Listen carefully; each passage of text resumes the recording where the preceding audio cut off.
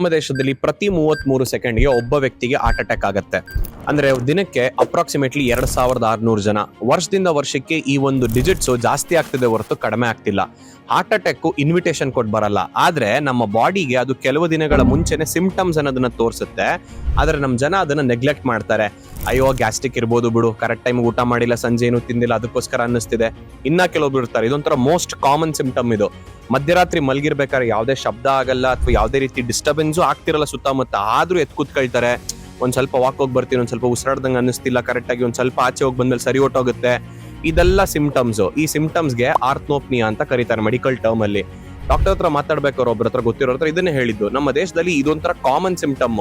ಅವ್ರು ಮಲಗಿರ್ಬೇಕಾದ್ರೆ ಕಂಫರ್ಟ್ ಇರಲ್ಲ ಬ್ರೀತ್ ಮಾಡೋದಕ್ಕೆ, ಎದ್ದು ಕೂತು ಅಥವಾ ಒಂದ್ ಸ್ವಲ್ಪ ವಾಕ್ ಮಾಡಿ ಬರ್ತಿದ್ದಂಗೆ ಸರಿ ಹೊಟ್ಟೋಗ್ಬಿಡುತ್ತೆ. This is the most common symptom of a heart attack.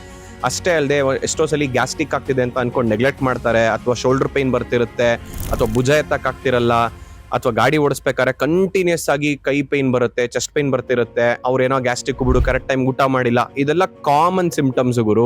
ಎಷ್ಟೋ ಕೇಸಸ್ ಅಲ್ಲಿ ಮುಂಚೆನೆ ಹೋಗಿ ತೋರಿಸೋದ್ರಿಂದಾಗಿ ಹಾರ್ಟ್ ಅಟ್ಯಾಕ್ ನ ಪ್ರಿವೆಂಟ್ ಮಾಡಬಹುದು. ಆದ್ರೆ ನಮ್ಮ ದೇಶದಲ್ಲಿ ಇದನ್ನ ನೆಗ್ಲೆಕ್ಟ್ ಮಾಡಿನೇ ಕಡೆ ಮೂಮೆಂಟ್ ಅಲ್ಲಿ ಹಾರ್ಟ್ ಅಟ್ಯಾಕ್ ಆಗಿ ಹೋದ್ಮೇಲೆ ಅಯ್ಯೋ ತೋರಿಸ್ಬೇಕಿತ್ತೇನೋ, ಈ ತರ ಹೇಳ್ತಿದ್ರು ಆಗ್ತಿದೆ ಅಂತ ಈ ತರ ಮಾತಾಡೋದನ್ನ ತುಂಬಾ ಜನದ ಹತ್ರ ಕೇಳಿಸ್ಕೊಂಡಿದೀನಿ.